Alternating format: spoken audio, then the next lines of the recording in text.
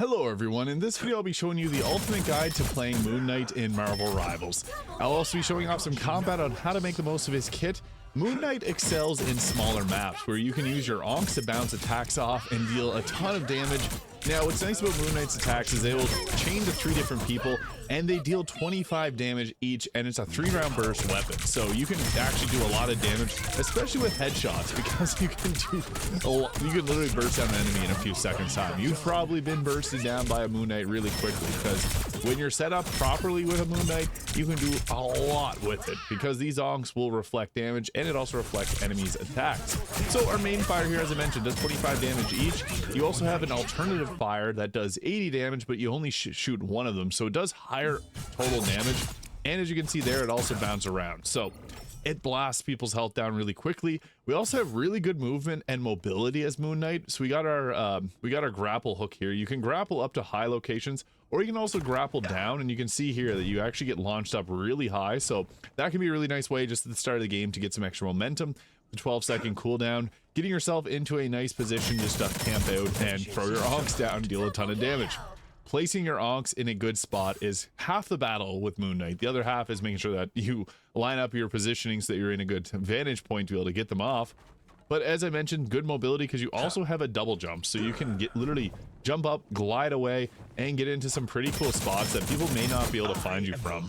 So you can throw the ankhs, or you can throw the darts here at a target, or you can throw them at your ankh.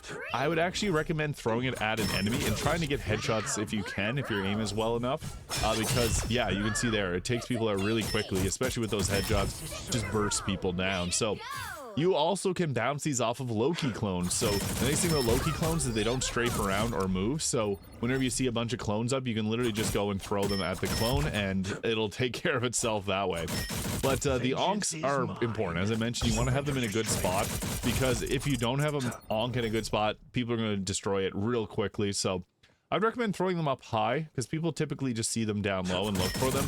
And you can also throw the ankhs on some like unconventional spots, like on the side of staircases and stuff like this. So they also pull people in and deal a slight bit of damage, but the main function of the ankh is to be able to reflect your darts off of it. So we also got ourselves one of the best ultimates in the game now, after being one of the worst ultimates with the hand of Khonshu.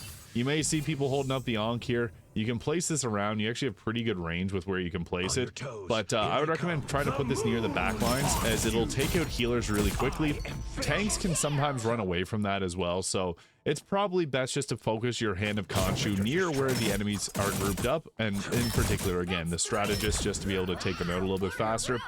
But you want to, when playing Moonknight, take advantage of his great mobility, get up to a spot where it's a little bit harder for the enemies to shoot back at you, and set your ankh in a good spot, and you'll be able to shred people down. I actually find that the new Midtown map is really good for Moonknight as well, because of all the places you can hide and throw the ankhs.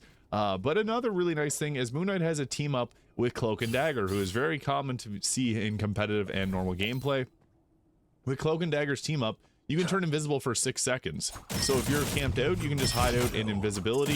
It's actually pretty crazy. Don't forget to use it. It has a 30-second cooldown, so you do have to wait a little bit of time before you can use that again. But that's not a big worry, because it's just so useful being able to turn invisible. The times where you want to use your invisibility is if there's people like grouped up and they start to notice you. So if you're like hidden up at a spot up here and you're getting your attacks on your ankh, and then people start to notice you, that's the time where you'd want to go invisible and then just go and attack. Another really nice thing about Moonknight is he's able to generate his ult really quickly, because typically you're going to have higher damage as Moonknight compared to some other duelists, because they chain to other people. You can actually get your ultimate charge up in just a matter of seconds, which is a game changer, so that helps a lot. But I'll be showing off some gameplay here on how to make the most of a Moonknight, so stay tuned. So positioning is everything, and sometimes you'll just get into a lobby where people don't look backwards whenever they run out of the spawn rooms. You can get some easy doubles, and yeah, this was just super lucky that I was able to get these off, but we were straight just wrecking them here. And throwing your ultimate is important to make sure that you throw it where somewhere, you know, that people are going to be roaming to or are already at. Otherwise, you're going to waste your ultimate.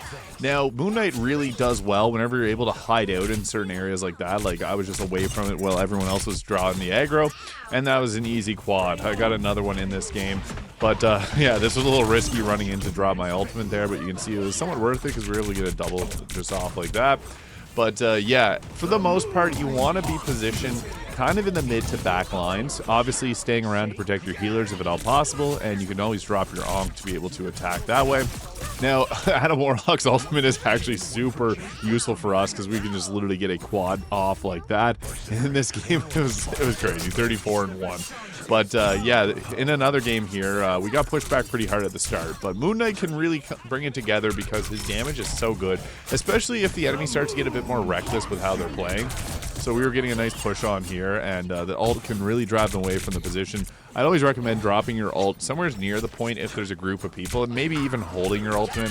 Moonknight does have some of the fastest regeneration. There, I got a headshot off on Wanda, which is cool. That's what's nice about your jump, is you can actually jump up high and get some good vantage points on people and land headshots a little bit more easily. So you definitely want to be using your double jump often, as well as the grappling hook that you got. As well, the double jump can be a good way. As you saw there, Winter Soldier grabbed me in, and I was able to get away real quick by using the double jump. So that can be another nice thing about the mobility that you have as Moonknight. I would actually recommend using that double jump more for getting away, whereas you have the grapple hook for just getting into a better position. Like up to the right there, I could have hit out up top. But for the most part, I found that just staying on the ground in this area was working pretty well. So we just, if it works, just keep at it. I also threw the ankh here right onto the payload, and they did not pay any attention. So the convoy can be a really nice spot to just drop your ankhs, as for some reason people don't really pay a whole lot of attention to it there. And especially if you can find an area that's slightly red, as your ankh will appear red to the enemy. So that is another good spot to drop it down. But you can see here, dropping from above can also be pretty effective.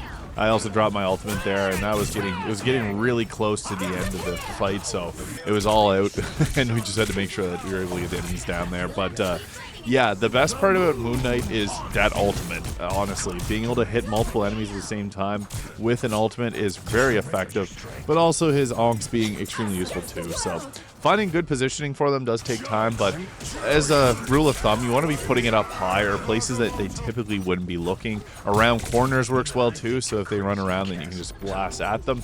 In this gameplay, I'm not sure why it shows up red, but even if you're not able to hit them normally, I threw it up on the roof there, and I was able to hit Rocket and force him out of his little spot that he was hiding out at. Also, Doctor Strange portals. That's a great spot to drop down your ultimate, because he's just going to come through and get blasted by that. So that's another nice little spot to throw it at, but yeah, you typically don't want to be by yourself as Moonknight, and you don't want to 1v1. It's best to go after groups of enemies because your attacks chain, but also because you're just going to be limiting yourself if you go after one target when your ankh could potentially be hitting multiple targets and dealing damage. And also it could be chaining your attacks around. So here's another good spot to use your ultimate. So whenever you see a Punisher set up its turret, you can just drop it down right on top of him for an easy knockout. So that's another good spot to drop it. If you see anyone with a setup or even like a penny's nest, drop it down there. It'll probably do some good. So yeah, it's all about finding the right positioning for your ankhs and your ultimate, but it'll come with a bit of time, and I personally just recommend throwing the ankhs up into a higher area. Here was a nice play. I was able to take out the Punisher who was ultimating, but yeah, if you found this video useful, please hit the subscribe button below.